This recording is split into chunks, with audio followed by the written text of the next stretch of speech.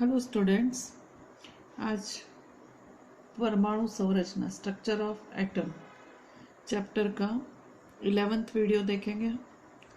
आज का टॉपिक है हमारा स्पेक्ट्रम। तो सबसे पहले बात खड़ी होती है कि स्पेक्ट्रम क्या होता है। तो हम प्रीवियस क्लासेस में पढ़ के आए हैं प्रिज्म का एक experiment. When a ray of white light is passed through a prism, white light pass through a prism। तो यहाँ पे बहुत सारी लाइंस मिलती है कलर की, डिफरेंट कलर्स की। तो when a ray of white light is passed through a prism, the wave with shorter wavelength bends more than the one with a longer wavelength. Since ordinary white light consists of waves with all the wavelengths in the visible range, a ray of white light is spread out into a series of colored bands called spectrum. It means कि spectrum क्या है कि prism में से जब सफ़ेद प्रकाश की किरण को गुजार के देखा जाए तो कम तरंग दैर्ध्य की यानी कम वेवलेंथ की तरंगे लंबी तरंग दैर्ध्य की तुलना में अधिक झुक जाती हैं। तो कौन झुकता है इसमें? कम तरंग दैर्ध्य की यानी कम वेवलेंथ वाली जो वेव तरंगे होती है वो कैसी होती है, कैसे झुकेगी? वो अधिक झुक जाती है। तो सफ़ेद प्रकाश में सभी तरंग दैर्ध्य वाली तरंगे होती हैं। सफ़ेद प्रकाश की किरण रंगीन पट्टियों की एक श्रृंखला में फैल जाती है। इसे हम क्या कहते हैं? स्पेक्ट्रम। तो इसमें सबसे अधिक तरंग दैर्ध्य किसका होता है? लाल रंग का। तो लाल रंग का तरंग दैर्ध्य कैसा होता है? वेवलेंथ कैसी होती है? सबसे ज्यादा होती है,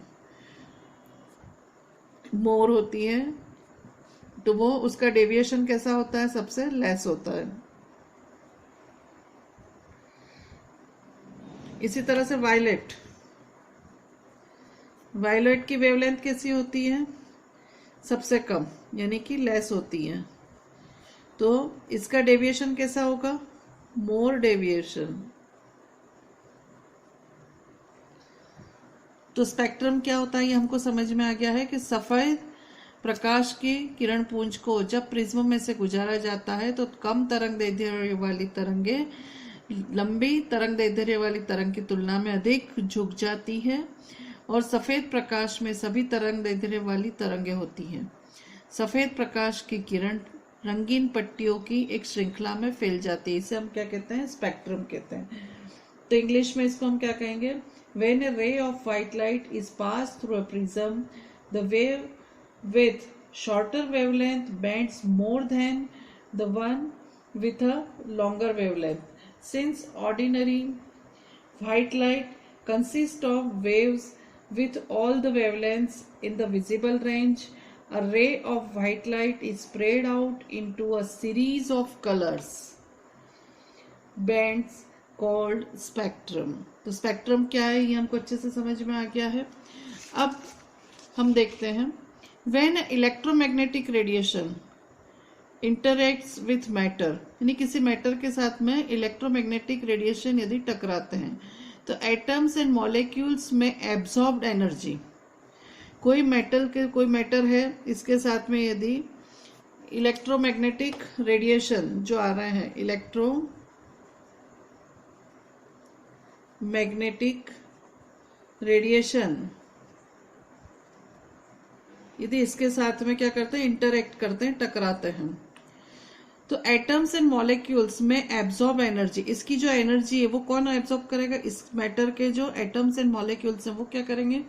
इसकी एनर्जी को एब्सॉर्ब करेंगे and reach to a higher energy level. अब ये एनर्जी इनके पास जो थी, इनिशियल एनर्जी, शुरुआत में जो एनर्जी थी उससे ये एनर्जी और उन्होंने गेन कर ली है। तो इनकी एनर्जी कैसी हो गई है? ज्यादा एनर्जी होने के कारण ये क्या करते हैं? हायर एनर्जी लेवल में जाते हैं। तो मॉलिक्यूल्स में absorb energy and reach to higher energy state. With higher energy these are in a unstable state. अब ये हायर एनर्जी स्टेट में चले जाते हैं लेकिन वहां जाकर के ये कैसे हो जाते हैं? अनस्टेबल हो जाते हैं, अस्थायी हो जाते हैं। यहाँ जब थे वो उनकी इनिशियली यानी कि निम्न ऊर्जा में थे, तब वो कैसे थे? स्थायी थे, यानी कि स्टेबल थे। अब ये क्या हो गए हैं? अनस्टेबल हो गए हैं।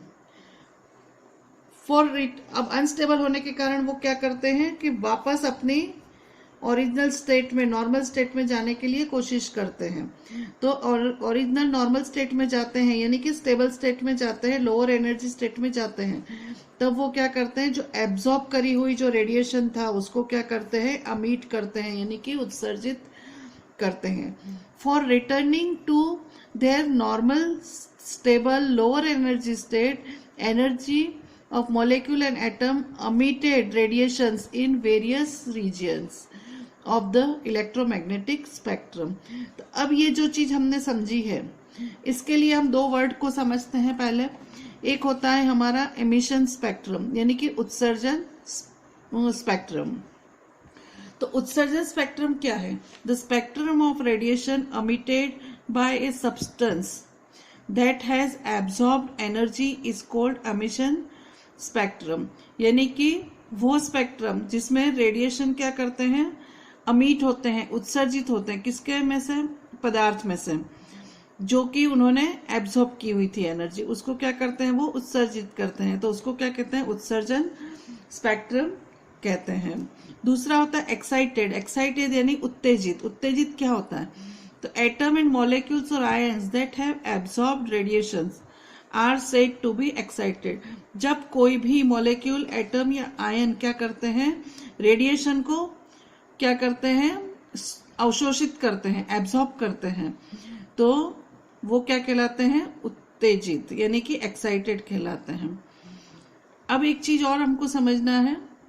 The spectrum of the visible light we discuss about was continuous as well as all wavelength red to violet of the visible light are represented in spectrum। तो हमने इससे पहले कंटिन्यूअस स्पेक्ट्रा देखा था। कंटिन्यूअस यानी इसके अगले वीडियो में देखा था, जो कि एक सतत मिलती है, सतत लाइनें ही मिलती है। तो द स्पेक्ट्रम, जो विजिबल लाइट में जो स्पेक्ट्रा होता है, यानी दृश्य प्रकाश में जो स्पेक्ट्रा होता है, वो ऐसी कंटिन्यूअस लाइन के रूप में मिलता है। उसमें रेड से वायलेट तक की सभी लाइनें होती हैं, जो कि स्पेक्ट्रम में दिखाई देती है।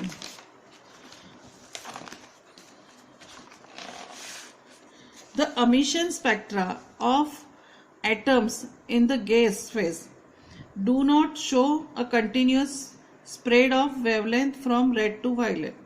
अब जो emission यानी उत्सर्जित स्पेक्ट्रा होता है, वो कैसा होता है? गैस फेज की बात करें हम, गैस में यदि किसी गैस को हम एक कांच की ट्यूब में ले लें और में यदि उसमें इलेक्ट्रिसिटी पास करके उसका एमिशन, उत्सर्जित होने वाला स्पेक्ट्रा हम देखें, तो वो स्पेक्ट्रा कैसा होगा? गैस फॉर्म में यदि कोई चीज लेते हैं।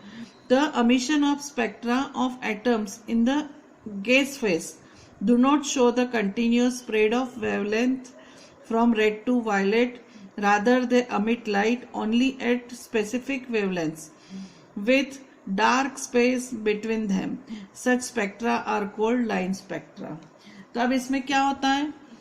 जब गैस फेस में हम रेडिएशन पास करते हैं, तो जो स्पेक्ट्रा हमको मिलता है, वो स्पेक्ट्रा कंटिन्यूअस लाइनें नहीं मिलती है, सतत लाइनें नहीं मिलती है। तो वो किस तरह की मिलती है लाइनें? तो सतत स्पेक्ट्रा न मिलते हुए वो वेवलेंथ जो होती है, वो अलग अलग प्रकाश में, डार्कनेस में कहीं कहीं उभरी हुई लाइनों के रूप में मिलती है। डार्कनेस में उभरी हुई जो लाइनें मिलती है, उसको हम क्या कहते हैं? लाइन स्पेक्ट्रा कहते हैं, यानी रेखीय स्पेक्ट्रा कहते हैं इसको हम। तो इसके लिए हम लाइन स्पेक्ट्रम को समझना है अब हमको। तो इसका उपयोग कहाँ होता है? स्पेक्ट्रा का उपयोग कहाँ होता है? पहले तो ये समझ लेते हैं। तो स्पेक्ट्रा दो प्रकार के मिलते हैं हमको।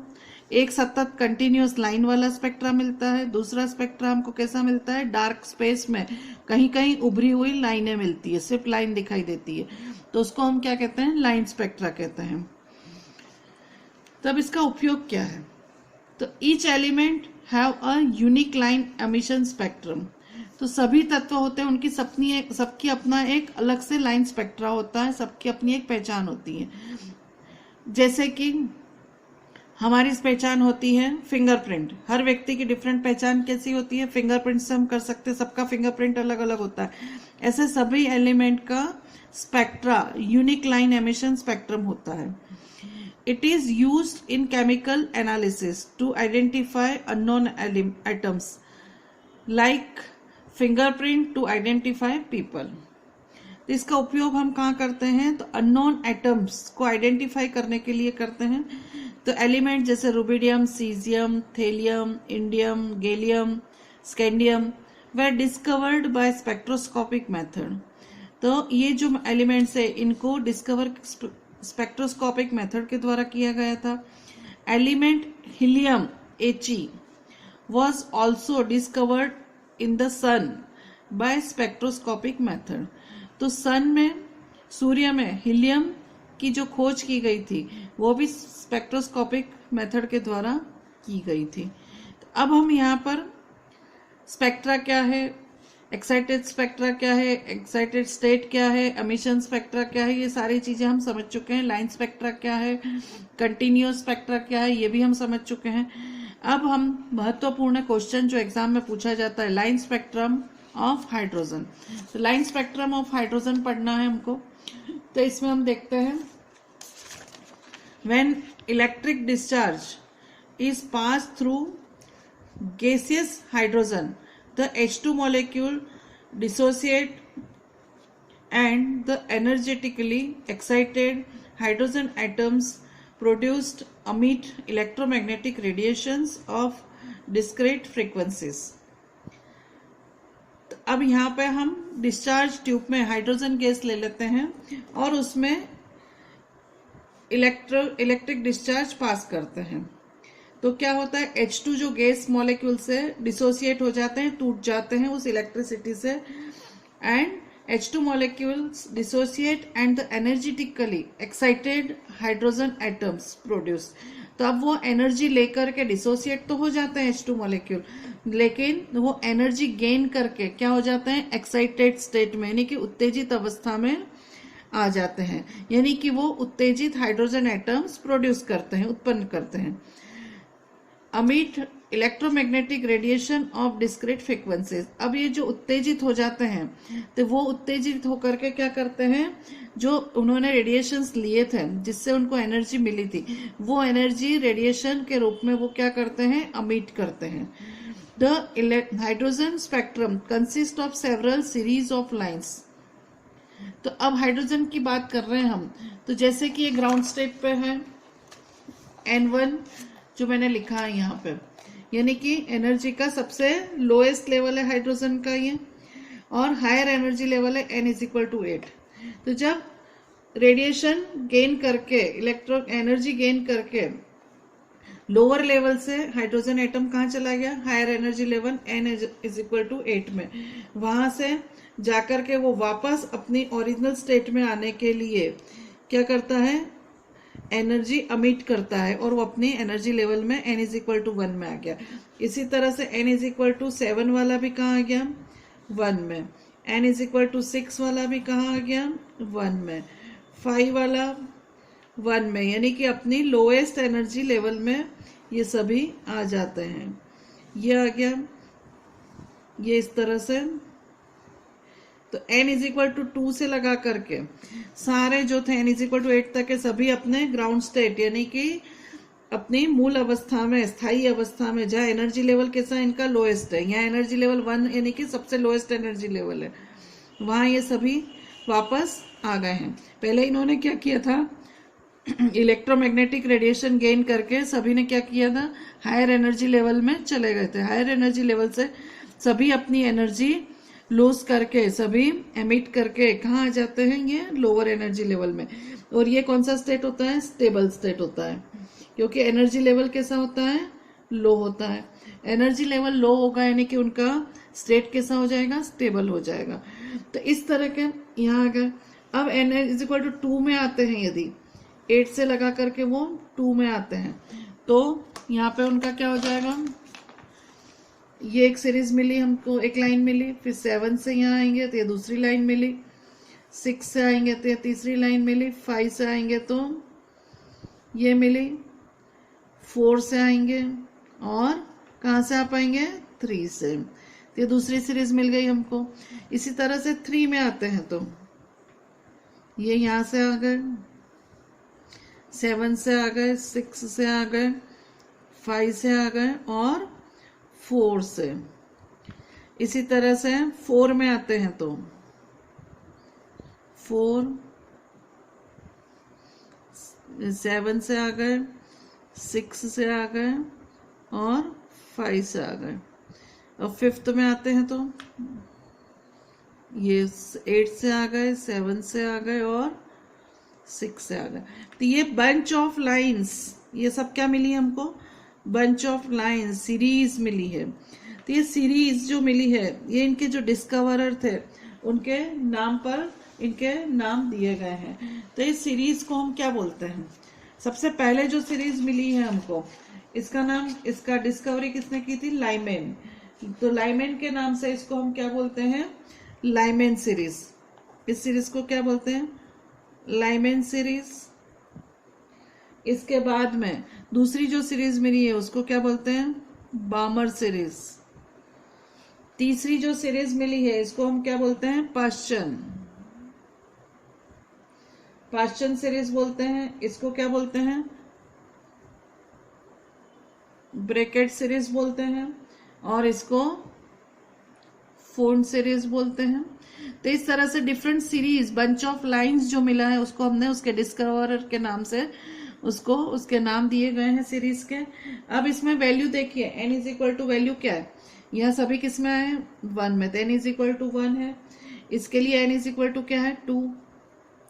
इसके लिए n is equal to 3, n is equal to 4 और n इज इक्वल टू किस में आई है, 5 में। तो n की वैल्यू आपकी ये हो गई। और n2 की वैल्यू देखिए, इसके लिए n2 की वैल्यू क्या है, लोएस्ट कहाँ से आया है, 2 से स्टार्ट होती है। तो ये 2, 3, 4 एटसेट्रा सभी आ गए। इसमें क्या हो गई है, n2 की वैल्यू क्या आई है, ये n1 है। n2 की वैल्यू कहाँ आई है, कहाँ से आए, 3 से। तो 3, 4, 5 ऐसे आएंगे। इसमें से n2 की वैल्यू क्या आएगी, 4, 5, 6। इसमें n2 की वैल्यू क्या आएगी, 5, 6, 7। n2 की वैल्यू इसमें क्या आएगी, 6, 7। 6 से आया है लोएस्ट, इसमें 6, 7, 8। तो ये हो गई। अब स्पेक्ट्रल का जो रीजन है इसका, इस रीजन को क्या बोलते हैं, तो जो लाइमैन सीरीज का रीजन है वो कौन सा होता है, अल्ट्रावायलेट। इसका विजिबल लाइट यानी कि दृश्य प्रकाश, इसका इंफ्रारेड IR, इसका भी इंफ्रारेड और इसका भी इंफ्रारेड। तो जो चीजें विजिबल लाइट में होती है वो कैसी होती है, दिखाई देती है, बाकी दिखाई नहीं देती है। तो ये हाइड्रोजन स्पेक्ट्रा हमको अच्छे से समझ में आ गया। किया क्या है हमने कि हाइड्रोजन गैस को एक ग्लास ट्यूब में लेकर के इलेक्ट्रिक डिस्चार्ज किया है, तो वहां पे H2 मॉलिक्यूल्स डिसोसिएट हो गए हैं और एनर्जेटिकली कैसे हो गए, एक्साइटेड होकर के वो हायर एनर्जी लेवल में चले गए हैं।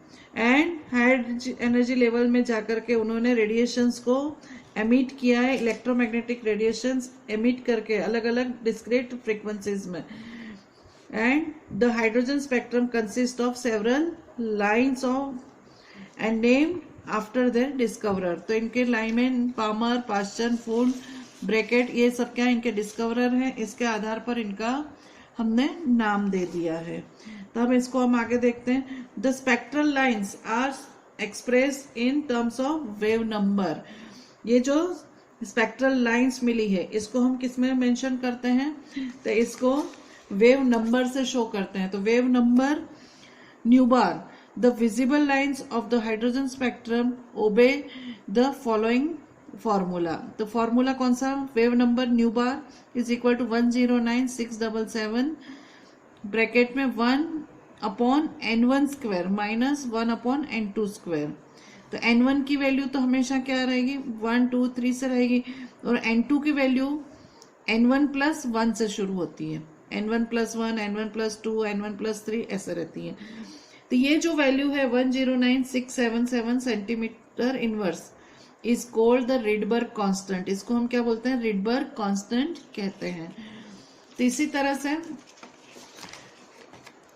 of all the elements, hydrogen atoms have the simplest line spectrum. Line spectrum becomes more and more complex for heavier atom. तो आपके मन में एक क्वेश्चन खड़ा होता है कि हाइड्रोजन के लिए ही ये लाइन स्पेक्ट्रा क्यों बनाया गया है, दूसरे किसी के लिए क्यों नहीं? तो हाइड्रोजन का एटॉमिक नंबर क्या है? 1. तो so it is a simplest atom, और सिंपलेस्ट एटम का जो लाइन स्पेक्ट्रम होता है वो सिंपल होता है, जिसको हम आराम से समझ सकते हैं। और इसके अलावा जो एलिमेंट्स हैं उनके जो स्पेक्ट्रम होते हैं वो कैसे हो जाते हैं? कॉम्प्लेक्स हो जाते हैं। हेवियर एटम्स जो भी लेंगे, जिसका एटॉमिक नंबर ज्यादा होगा, ऐसे हेवियर एटम्स का लाइन स्पेक्ट्रम ज्यादा ही कॉम्प्लेक्स हो जाता है, जिसको हम आसानी से नहीं समझ सकते। इसलिए हमने यहाँ पे हाइड्रोजन स्पेक्ट्रम लिया है। तो so the hydrogen spectrum is most simplest line spectrum.